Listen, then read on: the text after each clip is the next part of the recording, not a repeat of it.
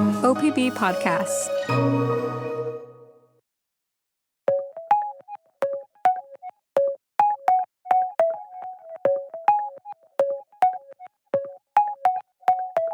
From the Gert Boyle studio, it's OPB Politics Now for Friday, February 20th. Tensions are rising in the Oregon State Capitol as the legislative session nears the halfway mark. Republicans boycotted a floor session, a House leader resigned his post, and a representative accused her Democratic colleague of creating a hostile working environment, and that was all just this week. How will lawmakers manage the political drama and keep their legislative priorities on track?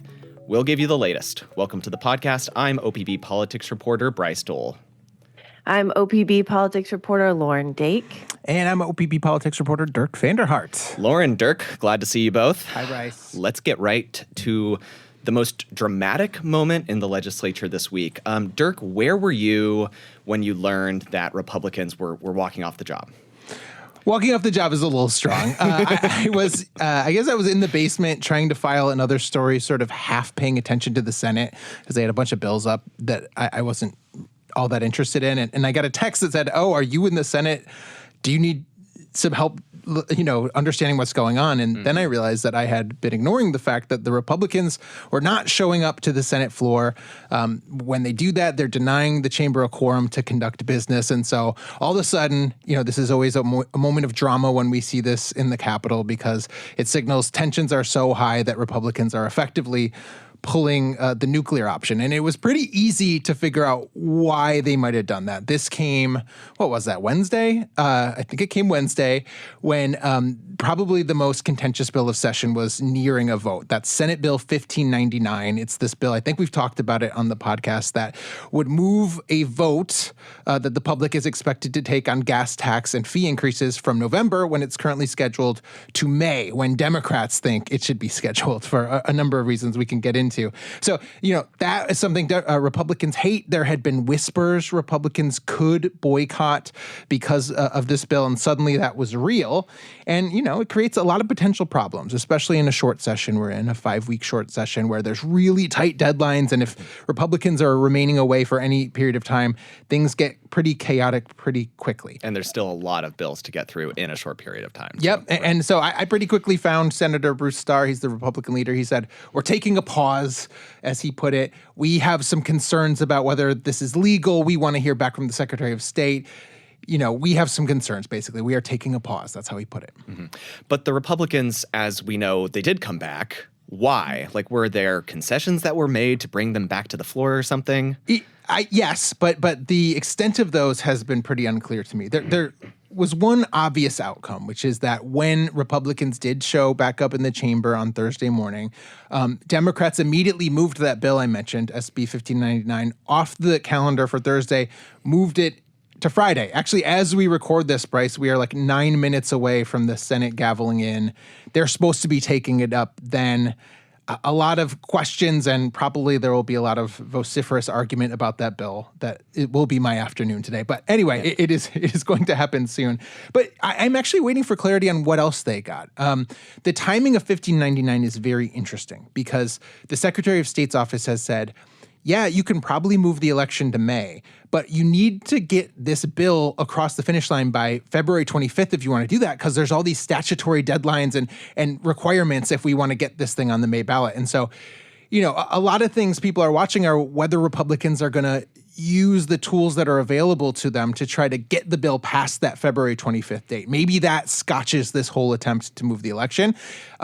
We might see the Senate pass it today. We'll see. But then it goes to the House, and there's a lot of maneuvers that are available there, too. So I don't know. I expect hijinks. Yeah, it's entirely possible that people who listen to this podcast, tomorrow, the next day, that there could be entirely new news that changes things. Yep. As if there wasn't enough political drama around the transportation bill as there was.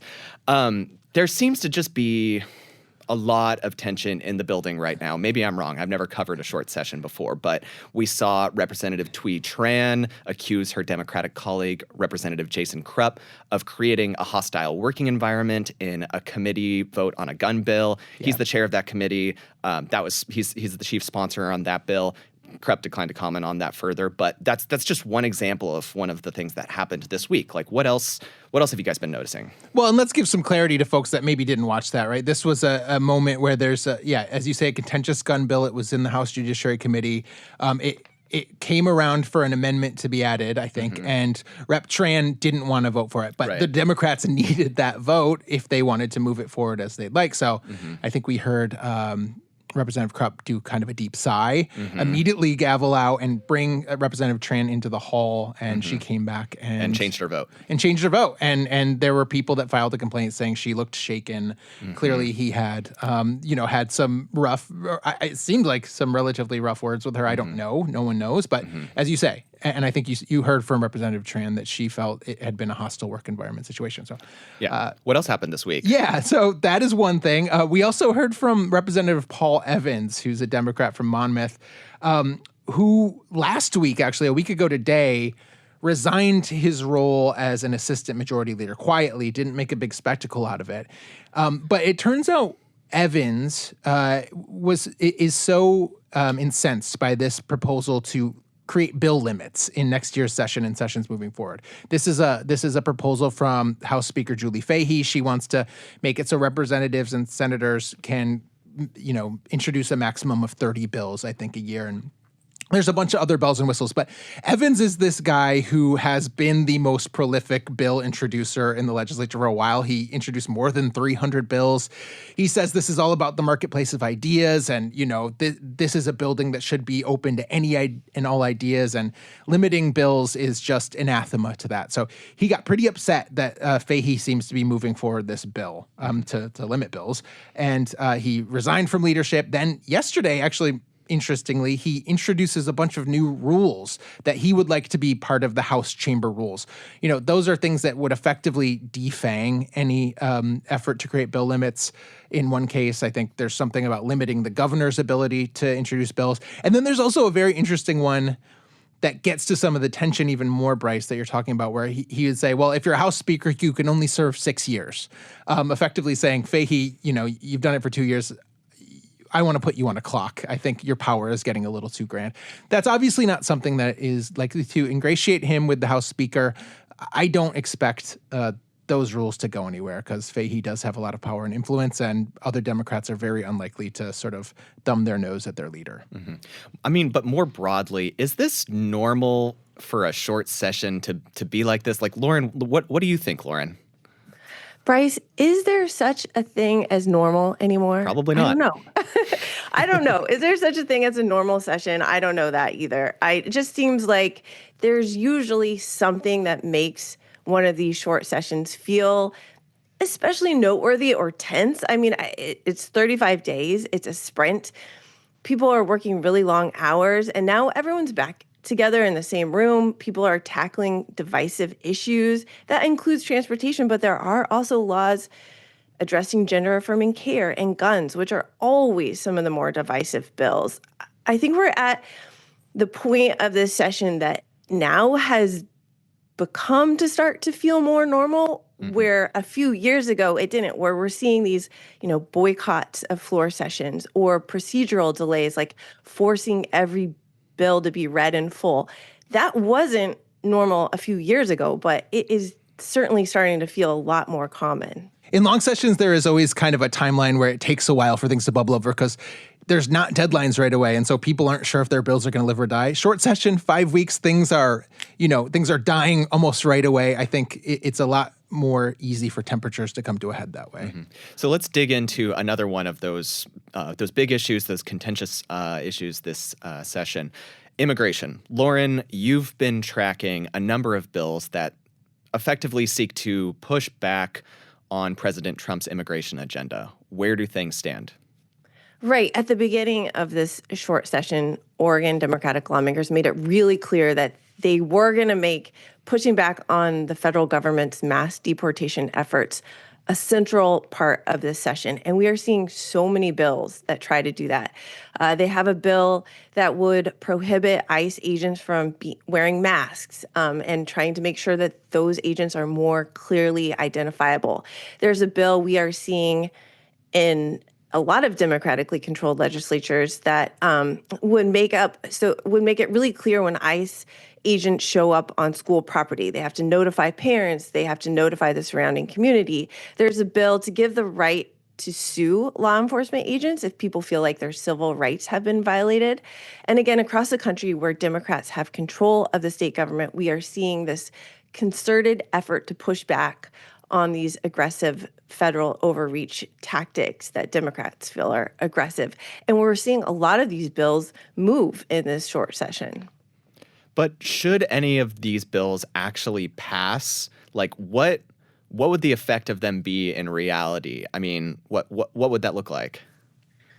I mean, I think the truth is we don't totally know. A lot of them will most likely face litigation if they're signed ultimately by the governor. In California, the state legislature there approved a ban on ICE agents wearing masks, and the Trump administration challenged that law. A federal judge ruled that the state can require those federal agents to display identification, but they can't prohibit them from wearing masks.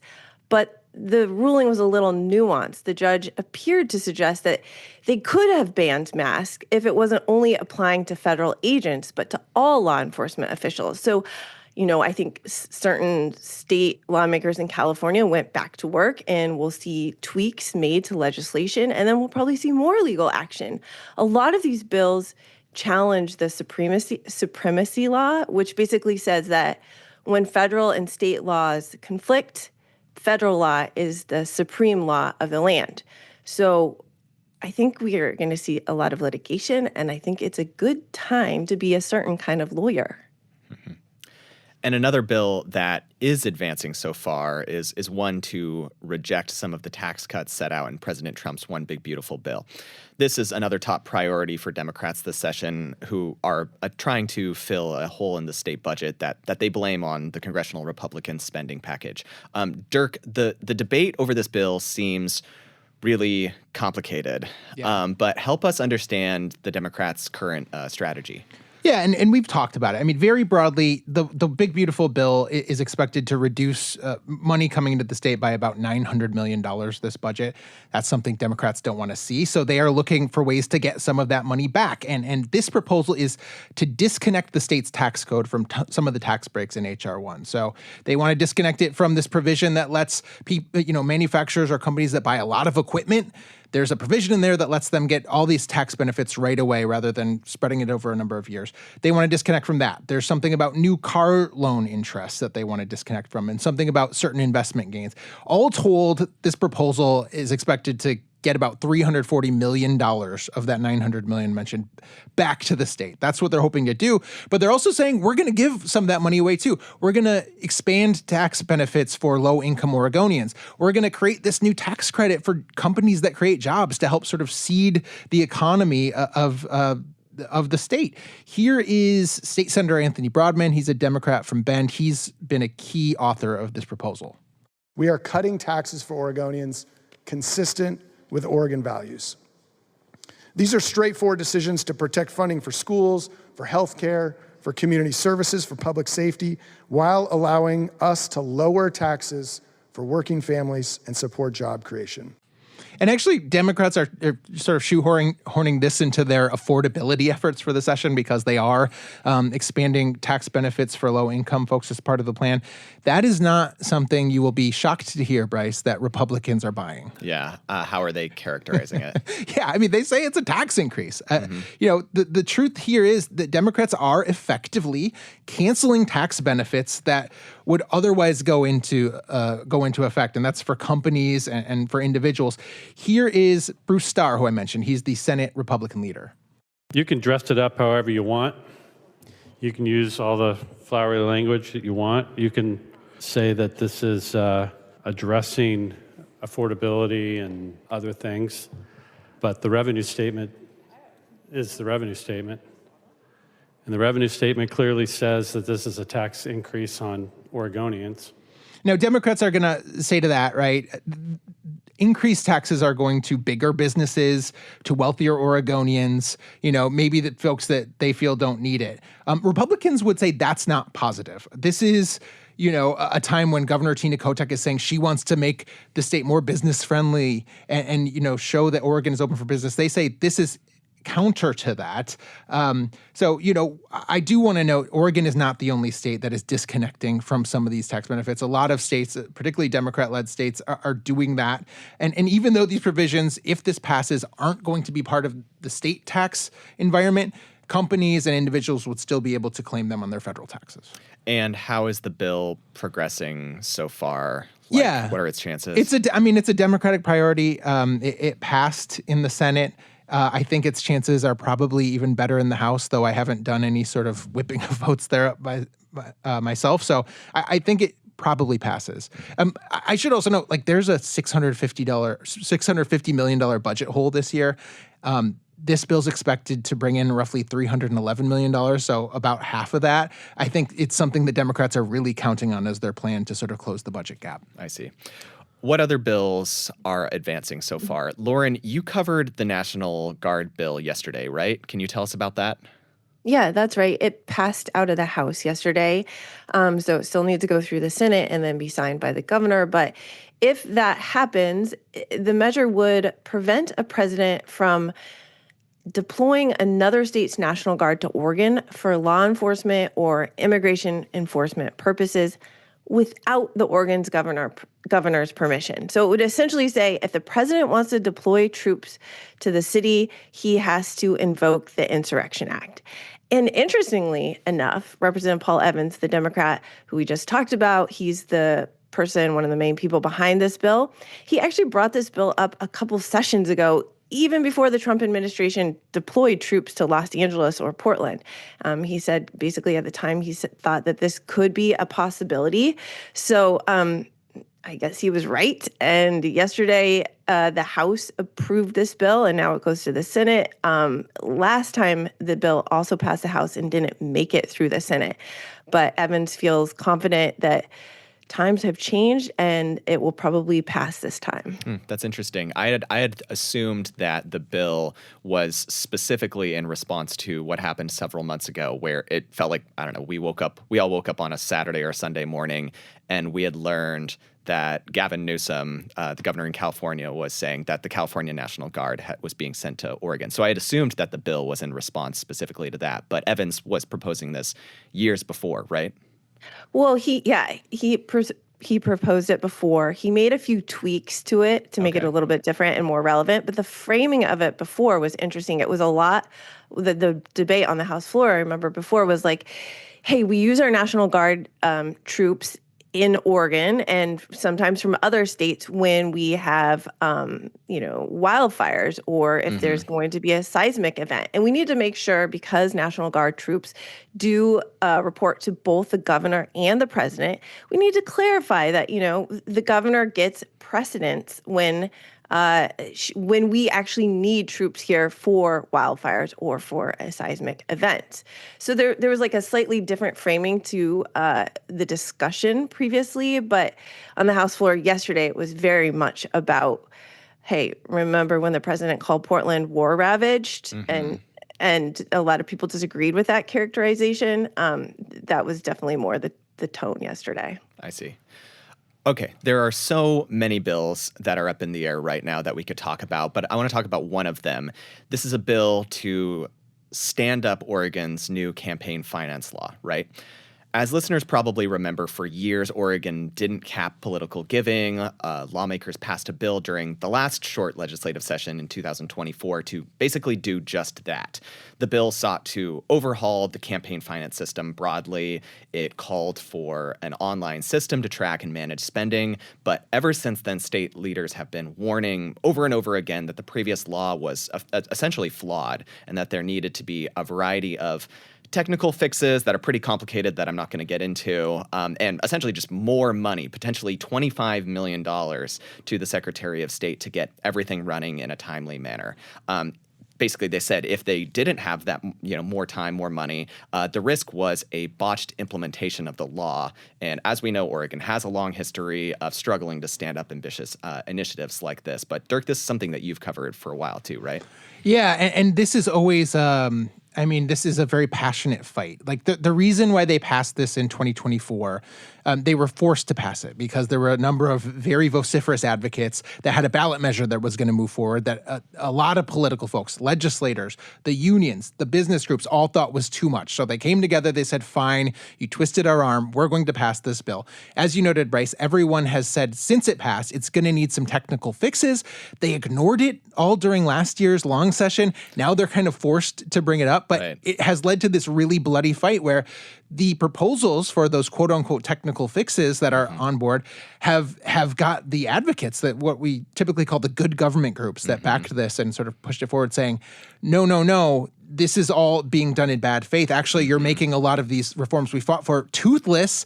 And they would say that the groups that, have benefited from injecting money in the political system, so the business groups and the unions and then the lawmakers who have been successful getting money from those folks, are kind of cynically trying to defang this thing. I mean, Speaker Fahey was asked about this week, and she said, absolutely not. This is important to me. These are technical things that we are trying to address. So you get very, very different takes, depending on who you ask, about what exactly this is accomplishing. And as you said, Bryce, it is extremely technical, tough language to parse just when you look at the bill. It's a very complex thing. And it was notable how it all rolled out too, right? I mean, like the amendment for that laid out the bill came out not in the middle of the night, but later in the evening, the day before a hearing on it. And basically, those good government groups came out and said, we were not consulted at all on this, in how the bill was crafted. And pretty immediately, you had a lot of those, both labor and business groups that historically, align with either political party, lining up behind the bill, all coming out and saying that they supported it. So, but the two, I think, big things in the bill are that, one, it would set those promised limits on donations into place by 2027. So that would be before the 2028 general election. Yeah, as scheduled. Scheduled. That's how it was supposed to happen. That was what was promised. But it would push back that whole the whole tracking system to 2032. Sorry.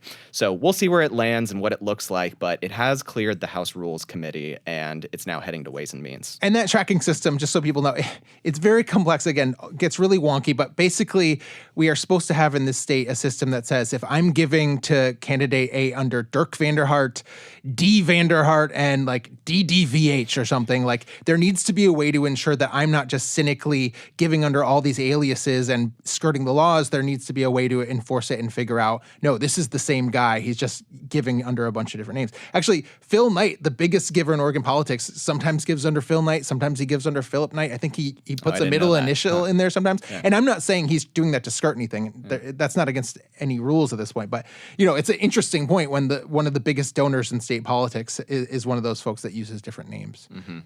So what are the biggest questions both of you will have as this session enters its last 2 weeks? Lauren, let's start with you.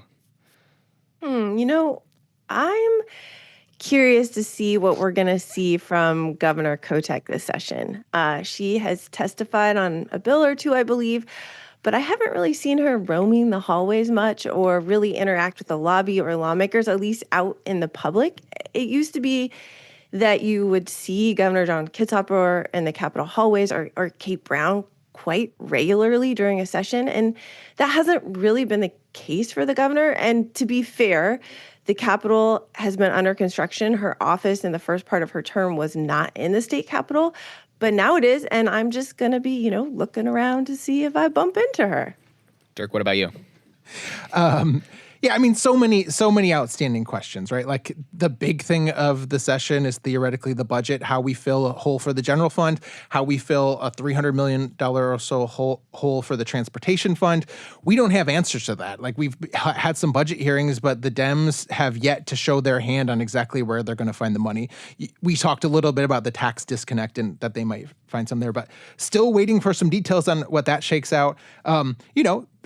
Near and dear to our editor in the other room's heart is the Blazer bill, this question of whether hundreds of millions of dollars in public money are going to go to the Moda Center for renovations and thereby sort of keep the Trailblazers or guarantee we keep the Trailblazers in Portland.